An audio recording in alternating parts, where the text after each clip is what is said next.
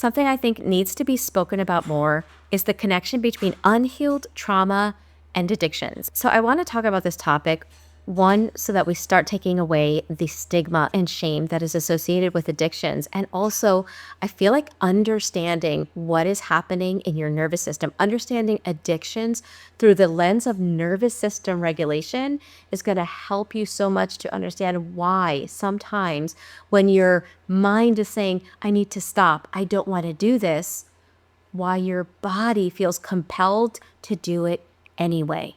So in this video, I'm going to break down addiction through the lens of nervous system regulation.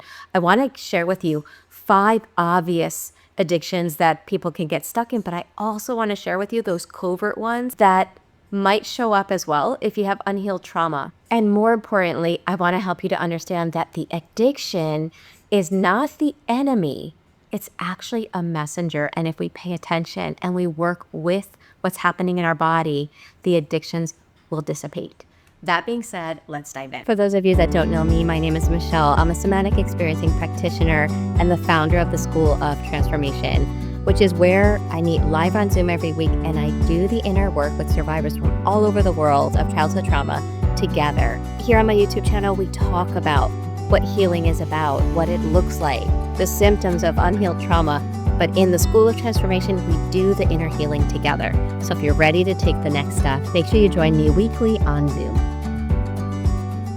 We have to realize that trauma actually wires our nervous system to avoid strong emotion. And the reason it does that is because in childhood, if you weren't safe to be yourself, if you weren't safe to feel your feelings, if you weren't safe to express yourself, if you weren't safe to feel like you could have needs, basic human needs, if you were made to feel like you were too much or you were neglected, then being in your emotions was overwhelming because guess what? In order to handle our strong emotions, we need a parent, we need an adult to mirror us, to soothe us. Our parent, our caregiver, the way they talk to us, the way they soothe us when we're feeling our feelings, that becomes internalized. And so as an adult, if we had a parent that soothed us when we felt feelings, if we had a parent that helped us to feel like, okay, you're having a strong emotion, this is what this is. So they name it, they explain it, they normalize it, and they tune into us when we're feeling.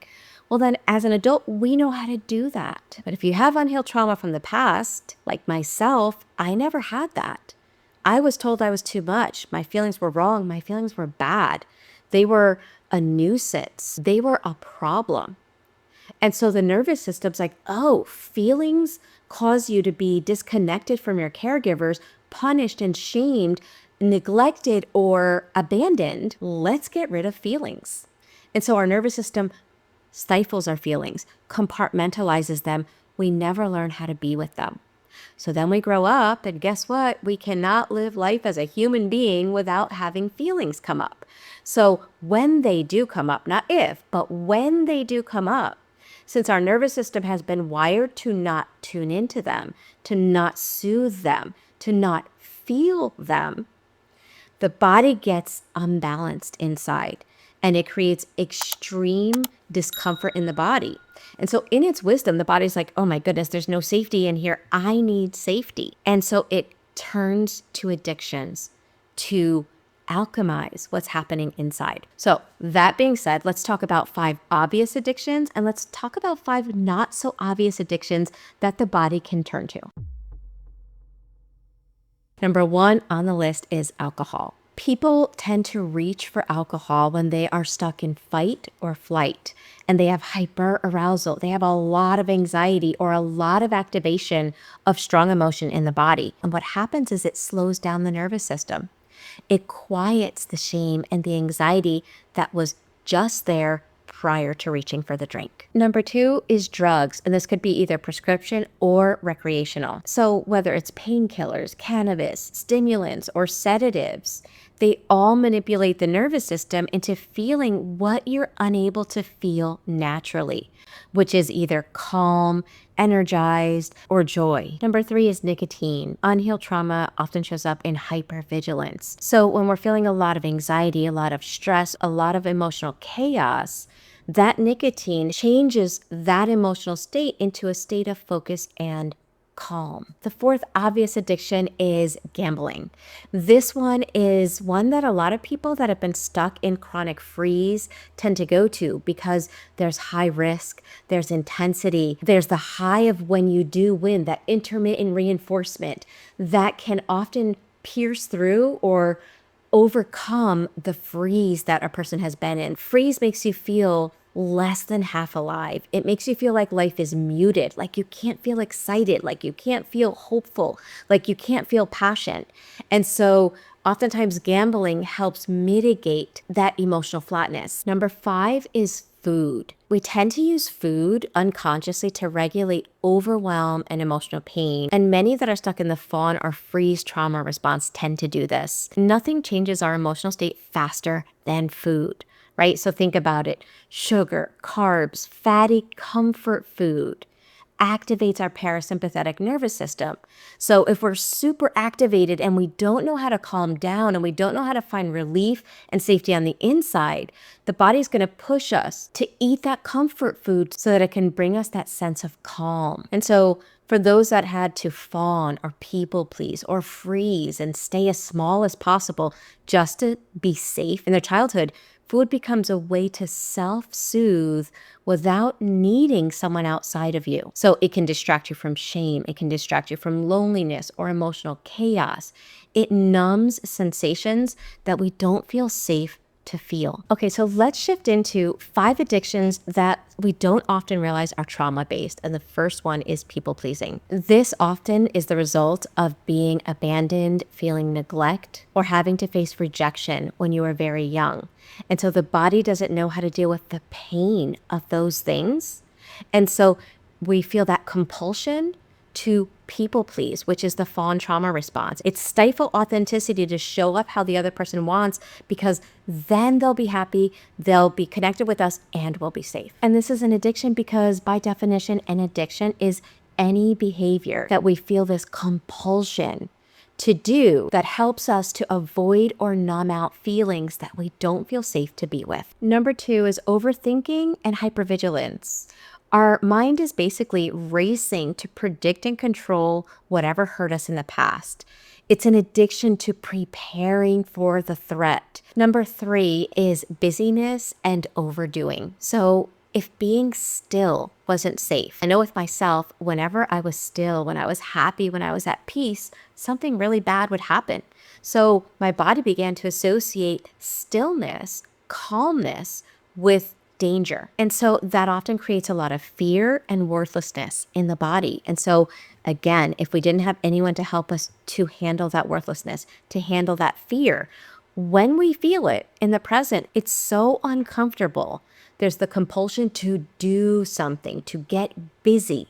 And then suddenly we're busy, we're doing something, we don't feel it. We think we just healed something. But in reality, it's a trauma response. It's a strategy to not be with those emotions in the moment, but they're still there. Number 4 is control. Micromanaging people or situations. Maybe people weren't safe, situations weren't safe. So we try to micromanage everything in an effort to try to feel stable in an unpredictable world. And the last one I'm going to mention is compulsive scrolling. It's this compulsion to be stimulated 24/7. It's a covert flight response. Basically, our mind is saying, let's just focus on this because if we're so focused on this, we don't have to feel what's in our body. So I'd be curious to know how many you identify with in the comment section below. And remember, addiction isn't about blaming ourselves. It isn't about saying we don't have any willpower. It isn't about saying we have no backbone. This is our fault. It's not about shaming ourselves. It's about starting to realize that there's something going on in our nervous system. We can view it as a message from the body, not the enemy. And to normalize it more, here are 3 reasons why unhealed trauma and addiction tend to go hand in hand. First of all, because any addiction, no matter what it is a regulation strategy.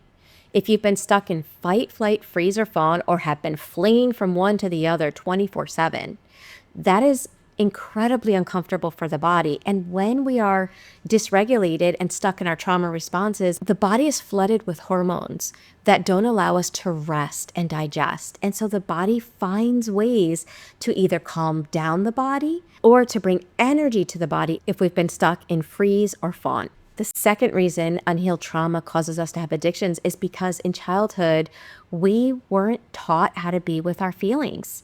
Feelings weren't safe, so we never learned. And so when feelings come up, we don't know how to be with them. There's no internal safety. So the body has found ways to try to be an alchemist and balance what's happening inside. And then the third reason people with unhealed trauma wind up with addictions is because the addiction itself becomes the substitute for internal safety. Sadly, our upbringing didn't help us to learn internal safety. We don't know how to do it ourselves. And so the addiction brings about a temporary relief, and the body gets stuck thinking that it needs that addiction in order to feel that relief. Hopefully that information helps us to normalize why we wind up struggling with addictions. And so let's shift into why somatic healing is so much more powerful than just abstinence.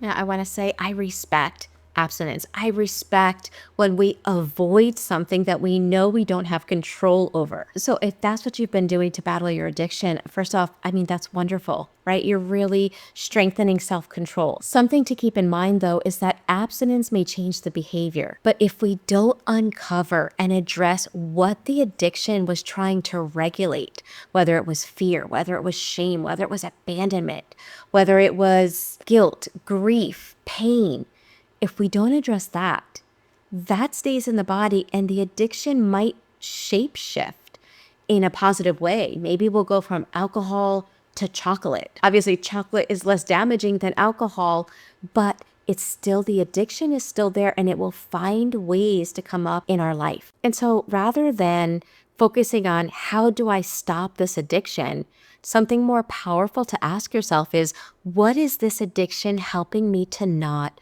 feel? By doing this, we start working with our addictions on a somatic or body level.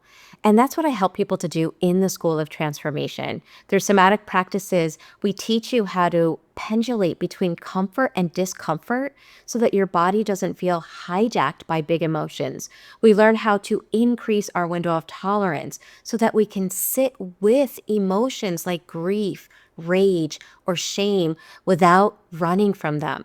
We build internal safety so that our body can eventually say, I don't need to escape anymore.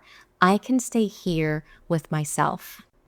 This is the work we do inside of the School of Transformation. It's not just about behavior management. It's not shame-based self-control, but rather deep cellular rewiring that helps us to come back home into our body. So if that sounds like something you'd like to do, I invite you to join us in the School of Transformation, where I meet live weekly on Zoom with survivors from all over the world.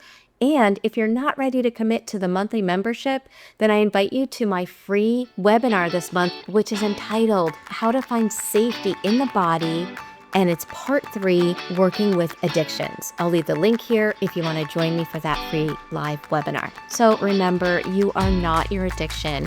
You're a beautifully adaptive human being that found ways to survive what was once unbearable. But now it's time to get rid of maladaptive strategies, and it's time to learn how to thrive. And the beautiful thing is, you don't have to do it through sheer willpower, and you don't have to do it alone. You just need the right tools and a safe place to begin again.